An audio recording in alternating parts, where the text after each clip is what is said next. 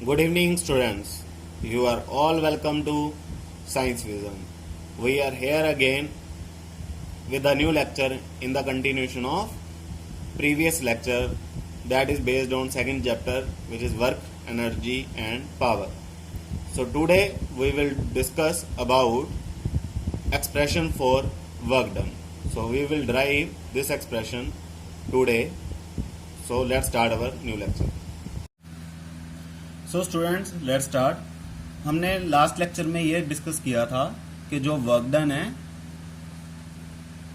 वो किसके इक्वल था, फोर्स इनटू डिस्टेंस के। तो फोर्स इनटू डिस्टेंस के वो इक्वल था। और मैंने ये कहा था कि हमारे फिजिक्स में वर्क कब कहा जाएगा कि हो रहा है, जब फोर्स के कारण बॉडी थोड़ा सा मूव की होगी। अगर वहां पे कुछ मोशन हुआ है तो ही हम कहेंगे वर्क डन हुआ है। और आज हमने एक तो यही एक्सप्रेशन हो गया, force work done is equal to force into distance. And student इसमें एक चीज और, मैं इसको थोड़ा सा और अच्छे से मतलब एक अच्छा नाम देना, इसे डिस्टेंस की बजाय हम डिस्प्लेसमेंट बोलेंगे। अब आपको दोनों में फर्क पता है, डिस्टेंस और डिस्प्लेसमेंट में। मान लो कि अगर आप ए पॉइंट पे हो और आप बी पॉइंट पे गए हो और उसके बाद आपने 1 मीटर ट्रेवल किया और आप फिर बी से सी पॉइंट पे गए, उसमें भी आपने 1 मीटर ट्रेवल किया और फिर सी से डी पे गए, फिर भी आपने 1 मीटर ट्रेवल किया और फिर डी से दोबारा ए पे पहुंच गए। तो this is your final destination. तो इसका मतलब आपने कितना पाथ ट्रेवल किया, कितना पाथ कवर किया, 1 + 1 + 1 + 1 इज इक्वल टू 4 मीटर। ये भी 1 मीटर के इक्वल था।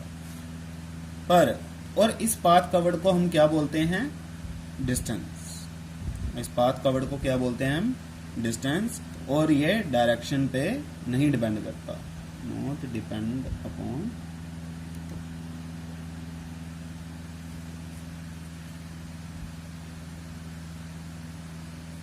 Direction.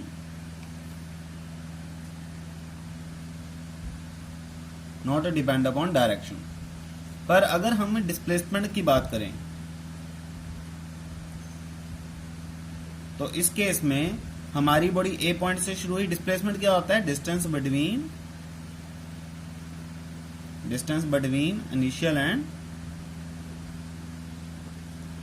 Initial and final position. तो यही होता है डिस्प्लेसमेंट। तो मान लो कि अगर आप ए से बी गए, बी से सी गए, सी से डी गए और डी से ए गए, तो इसका मतलब आपके इनिशियल और फाइनल, इनिशियल पोजीशन क्या थी, ए, आपकी फाइनल पोजीशन क्या है, ए, तो उसमें कितना डिस्टेंस है, 0। तो this mean displacement is 0। Displacement is 0 because जो डिस्प्लेसमेंट है वो डायरेक्शन डिपेंडेंट है। तो इसका मतलब अगर मान लो आपके पास एक ब्लॉक है और आपने उस पर फोर्स लगाई, उस ब्लॉक पे आपने एक फोर्स लगाई और वो ब्लॉक ए पॉइंट से बी पॉइंट तक चला गया, यहाँ पे आ गया। और उसके बाद आपने उस पर फिर इधर फोर्स लगाई तो वो बी से सी पे आ गया। और फिर आपने उस पर इधर से फोर्स लगाई और वो सी से डी पे आ गया। तो आप इस तरह से फोर्स लगाते गए और वो मूव करता रहा और आपने फिर इस डायरेक्शन में फोर्स लगाई और वो यहाँ पे आ गया।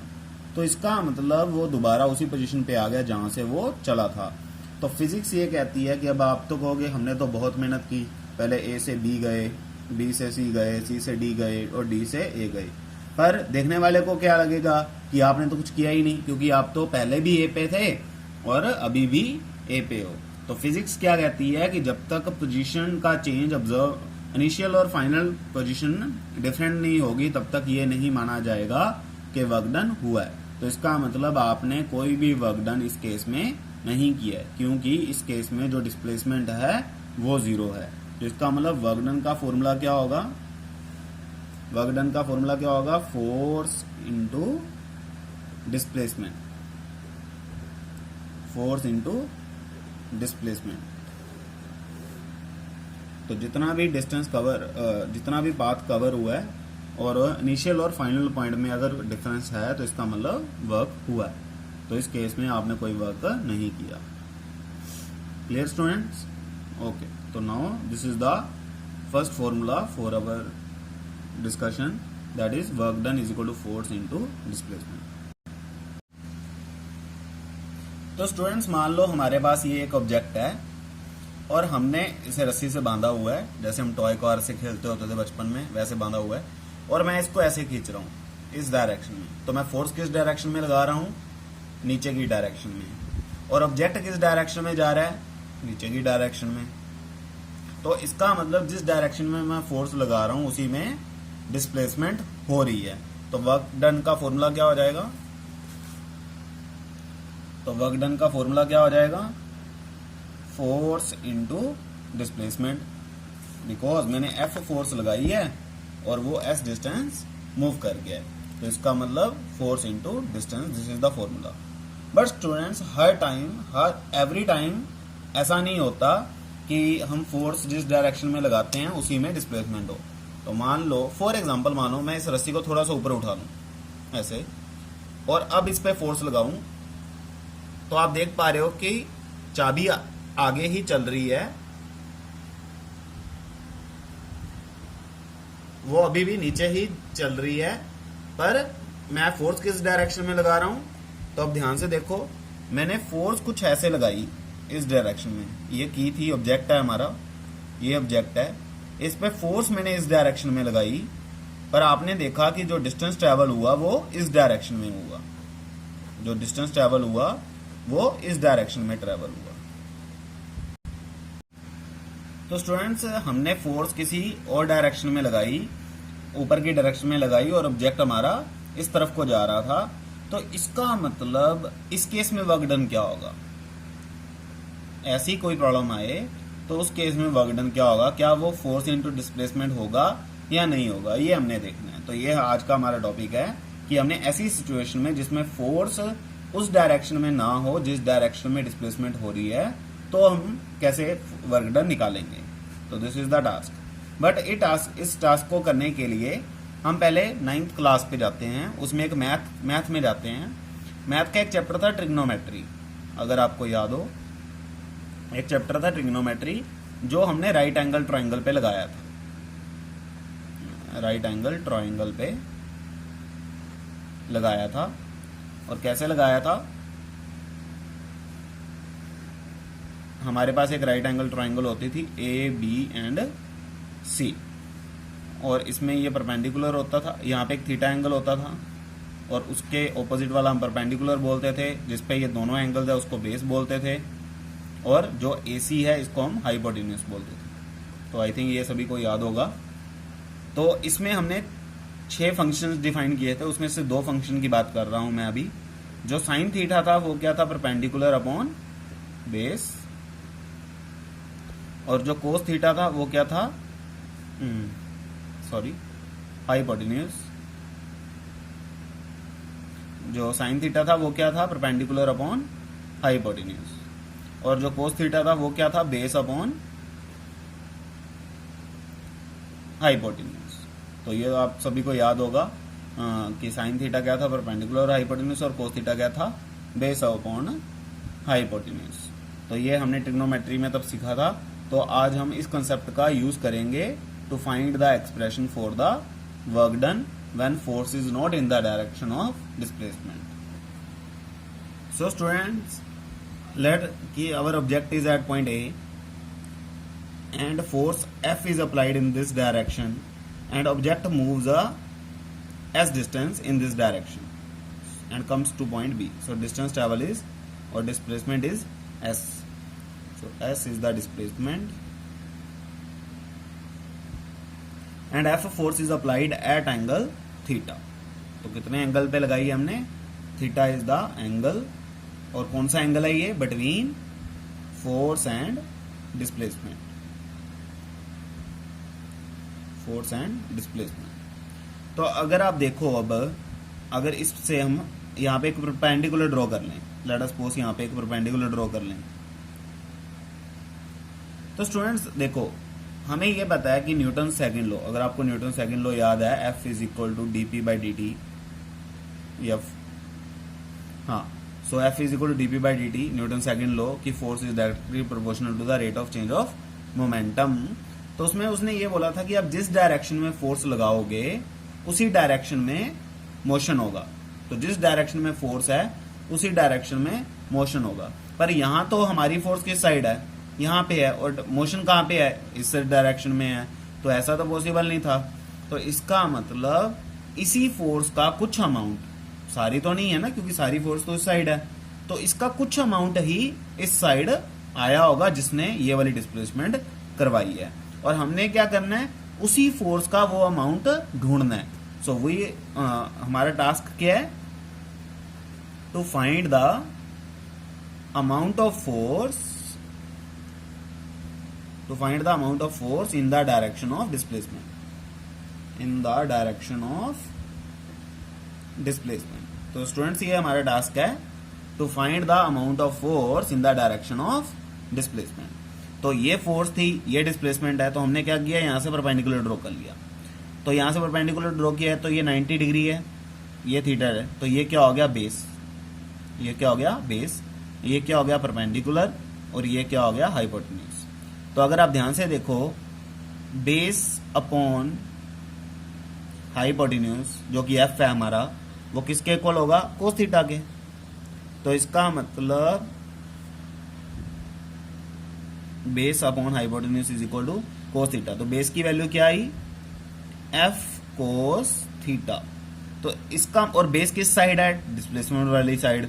तो इसका मतलब डिस्प्लेसमेंट की साइड में कितनी फोर्स है, एफ कोस थीटा। तो स्टूडेंट्स ये क्लियर है आपको कि फोर्स की, डिस्प्लेसमेंट की डायरेक्शन में कितनी फोर्स मिली, एफ कोस थीटा। तो वर्क डन का फॉर्मूला क्या था, फोर्स इनटू डिस्प्लेसमेंट, और कितनी फोर्स है डिस्प्लेसमेंट की डायरेक्शन में, that is F cos theta. तो इसको एफ को क्या लिखेंगे हम, F cos theta into S. तो स्टूडेंट्स ये आपको समझ लगा वर्क डन का। So this is the expression for the work done when force is not in the direction of displacement। तो अगर फोर्स डायरेक्शन ऑफ डिस्प्लेसमेंट की डायरेक्शन में नहीं है तो फोर्स का कितना अमाउंट आता है सिर्फ इस साइड में, एफ कोस थीटा। तो this is the expression for work done, expression for work done. और आई थिंक अगर आपको याद हो, हमने कोस साइन थीटा की 5 एंगल्स के लिए वैल्यू सीखी थी, 0 डिग्री के लिए, 30 डिग्री के लिए, 45 डिग्री के लिए, 60 डिग्री के लिए और 90 डिग्री के लिए। इसकी वैल्यू कितनी थी 0, इसकी वैल्यू कितनी थी हाफ, इसकी वैल्यू कितनी थी 1/√2, इसकी वैल्यू कितनी थी √3/2 और इसकी वैल्यू कितनी थी 1। और सिमिलरली कोस थीटा की भी वैल्यूज थी अगर आपको याद हो। तो कोस थीटा की वैल्यूज क्या थी, 0 डिग्री के लिए, 30 डिग्री के लिए, 45 डिग्री के लिए, 60 डिग्री के लिए और 90 डिग्री के लिए। तो 0 डिग्री के लिए क्या थी 1, उसकी क्या थी √3/2, इसकी क्या थी 1/√2, इसकी क्या थी हाफ और इसकी क्या थी 0। तो स्टूडेंट्स ये कोई ज़्यादा मुश्किल काम नहीं है इसे लर्न करना, बिकॉज जो साइन थीटा की वैल्यूज हैं उनका उल्टा ही है कोस थीटा की वैल्यूज। तो साइन थीटा की 0, हाफ, 1/√2, √3/2, 1 और उसकी क्या है 1, √3/2, 1/√2, हाफ और 0। तो इसका मतलब जस्ट आपने उसका रिवर्स करना है। तो ये कोस थीटा की वैल्यूज हैं जो आपने 9th क्लास में लर्न की हैं।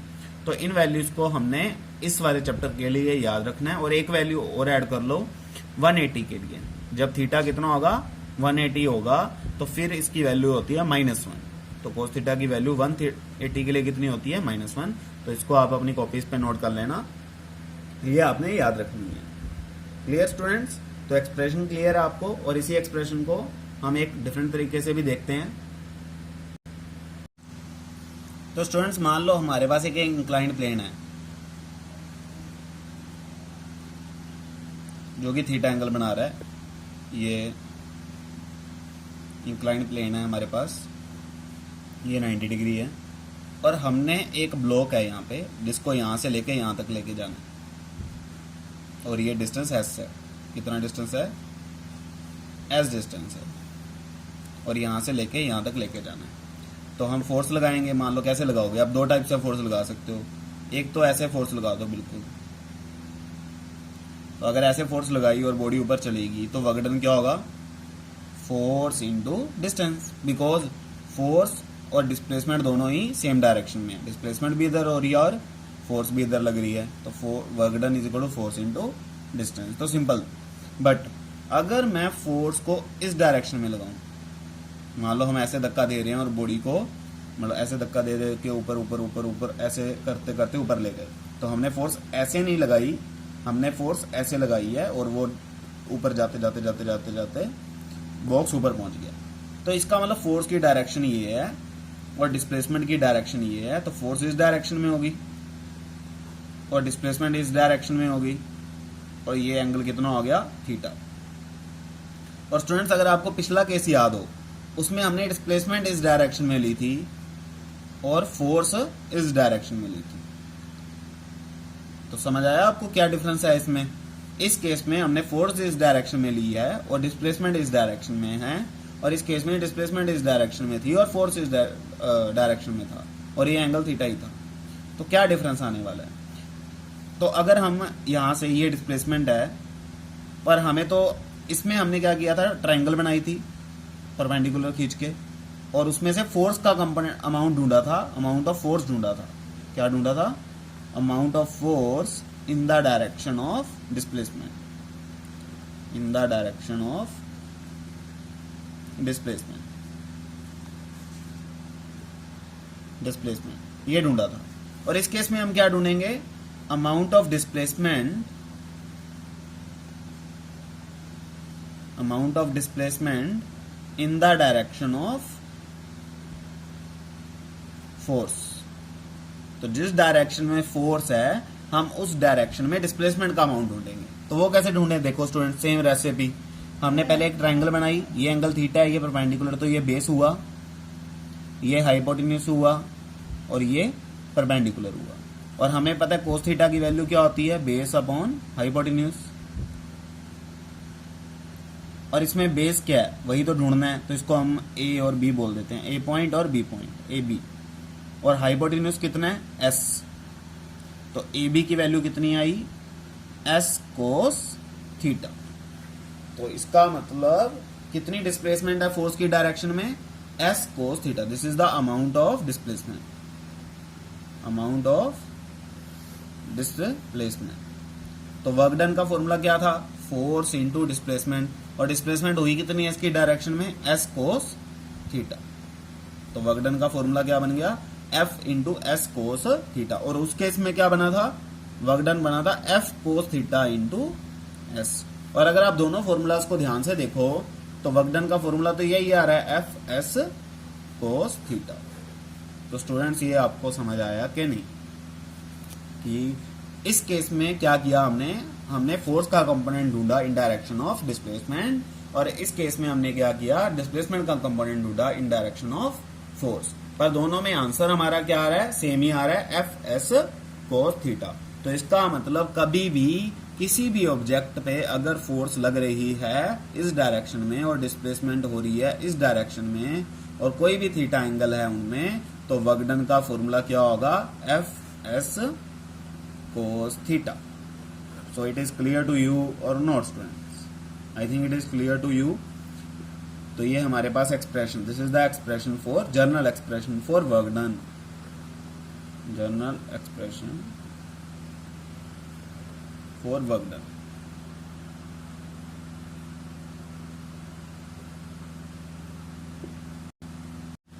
सो स्टूडेंट्स, हमने क्या क्या करना है, हम हमेशा ना शॉर्ट नोटेशंस की तरफ भागते हैं, हम चीज़ों को बार बार लिखना नहीं चाहते, तो शॉर्ट नोटेशंस ढूंढते हैं हम। तो इसमें बार बार हमें F S cos theta, F S cos theta, F S cos theta ये लिखते रहेंगे।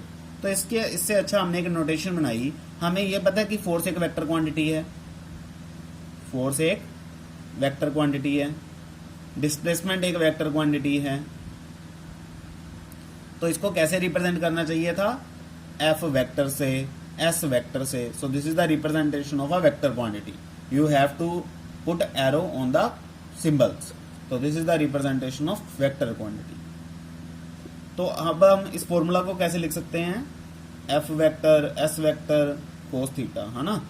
पर ये कोस थीटा बार बार लिखने की बजाय एक शॉर्ट नोटेशन लिखते हैं, वो क्या है, एफ डॉट एस वेक्टर। तो it is just a notation, it is basically known as dot product, क्योंकि दोनों मल्टीप्लिकेशन में है और हमने डॉट सिंबल लगाया, तो इसको क्या बोलते हैं, डॉट प्रोडक्ट। और दो वेक्टर की डॉट प्रोडक्ट से हमें क्या मिलता है, वर्क डन, और उससे क्या मिला, और वो कौन सी क्वांटिटी है, स्केलर क्वांटिटी। वर्क डन क्या है, एक स्केलर क्वांटिटी है। पर हमने बेसिकली इस नोटेशन को जस्ट एक फॉर्म में लिखा है, तो कोई डिफरेंस नहीं है, ये जस्ट आपकी नॉलेज के लिए था। तो work done is equal to F S cos theta, this is the formula, this is the expression. तो अगर हम एक क्वेश्चन कंसिडर करें, if a 10 Newton force is applied at an angle of 60 degree, the object moves a distance of 2 meter. So find the amount of work done.